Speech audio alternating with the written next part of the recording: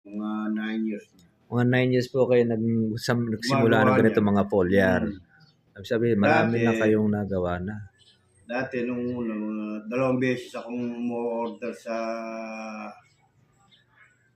sa Magalang. Mhm. Bumibiyahe ko. Nakapagod din. Siyempre nga, papunta-punta ka pa kayo doon eh. Napapanood ko sa TV tsaka sa YouTube, sa cellphone.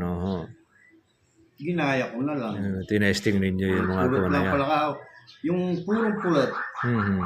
Pwede din i-spray sa halaman. Dahil pang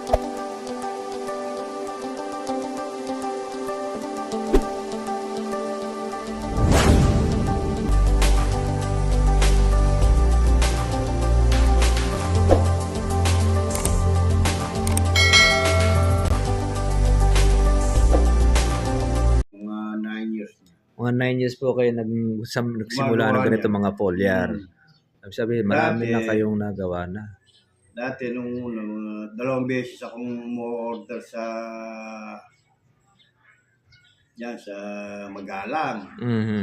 Bumibiyahe ko. Nakapagod din. Siyempre nga, papunta-punta ka pa kayo doon eh. Napapanood ko sa TV tsaka sa YouTube, sa cellphone. Ginaya ko na lang. Tinesting ninyo yung mga pulot na lang yan. pala yung purong pulot. Pwede din i-spray sa halaman. Dahil pang kuwan din siya, foliar din yan eh. Siyempre, yung halaman kailangan ng acid na eh. Kailangan din ng matamis eh. Ganun pala ako. Pwede pala ang kuwan niya. Hindi naman siya magiging malagkit sa dahon. Hindi naman. Kasi kukuha sa tubig din eh. Ihalo mo rin. Mainit ang panahon, i-spray mo kailangan. Yung malamig.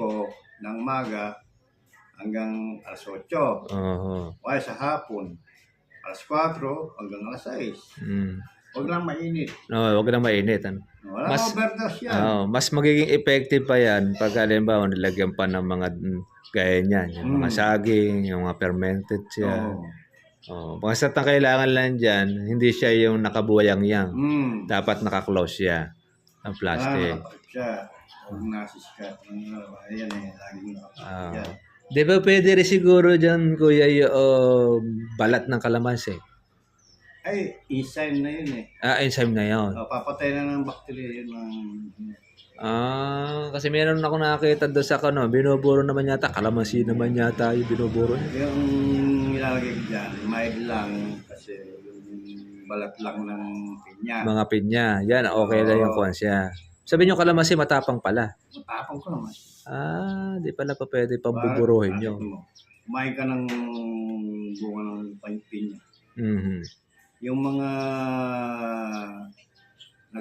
nagmumula ng sakit natin ng mga stroke. Mga parang bulating maliit. Papatay niya.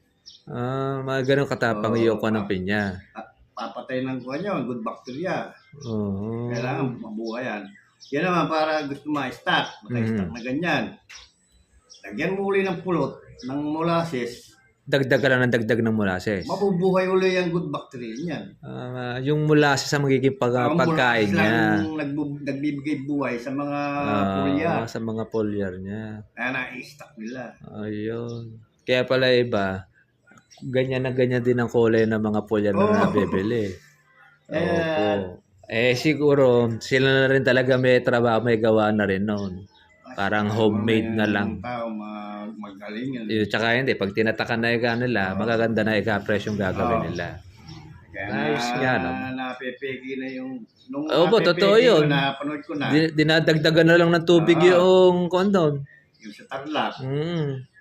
Ihalo na. Napepegi daw. Nagagaya yung kanilang ginawa. Paano nga matalino tao Testing niya yung lahat ng mga kuwan na. Ayos nga naman. Iba-ibang napapanood ko. Nakikita ko yung mga iba-ibang recipe, yung formula. Ganun lang pala paggawa niya. Pinagsama-sama ko ngayon. Dapat lang meron lang drum lang na kuwan, na close siya. Na pa pwede mo takpan.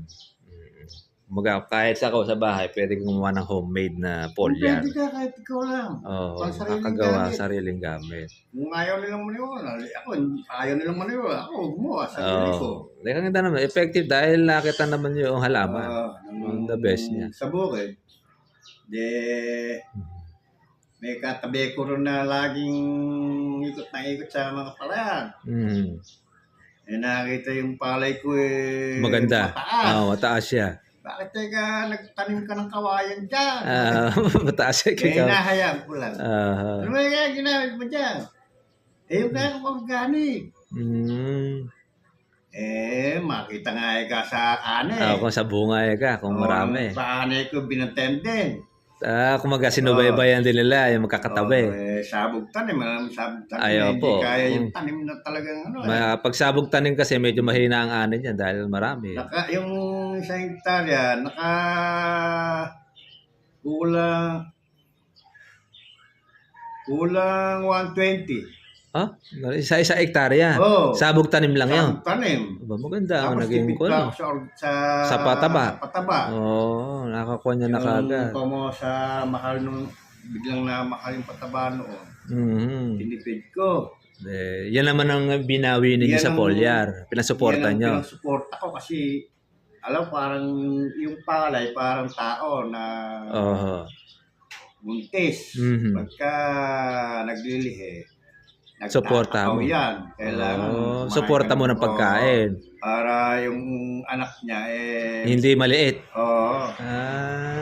Parang tao nga siya. Pag marami yung anak niya, dapat marami kang pagkain supply. Hindi ba yung naglilihi, matako yan. Gusto niya kumain na kumain. Totoo po yun. Ganun niya. Para malusog yung anak. Huwag siyang malaglag.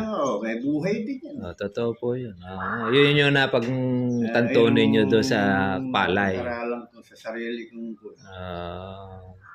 tsaka maganda. Kasi yung synthetic, ginamitan. 6 na araw, lipas na Ay, totoo yun. Ganun lang kabilis. Gutom na naman yung palay. Kailangan, sustentuhan mo. Ng foliar. Dugtungan mo uli yung pagkain para hindi magutom.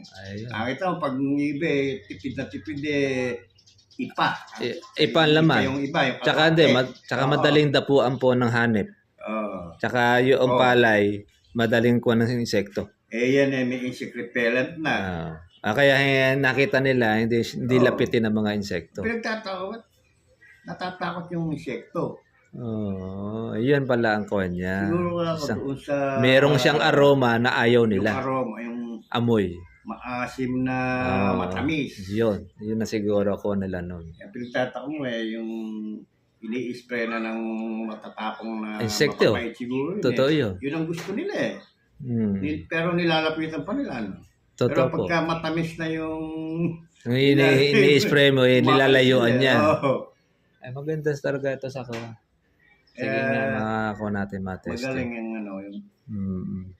yung makakapulot ka sa organic lang, yung foliar, wala nang synthetic sana. Kasi good health pa to sa atin.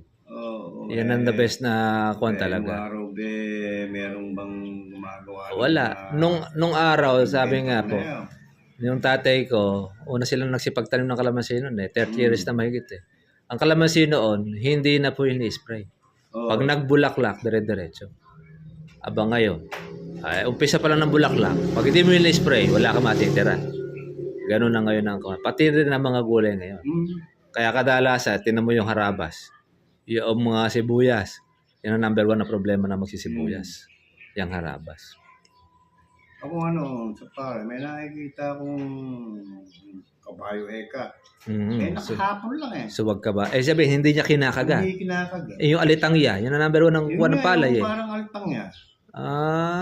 Hindi niya kinakagat. Tsaka yung puting paro-paro. Nakadapo lang. Kumbaga, doon lang siya nakapermes. Black bag ala naman. Yun ang mainam. Madalang nakikita. Pero yung mga gumagamit sa synthetic, yun nakadalas ang kinakagat ng mga black bag. Siguro nga siya, nagsama-sama. Ganda ang kuha niya. Yung formula. Kaya partner rin na organic ni Sir Marley. Kaya magiging pure organic.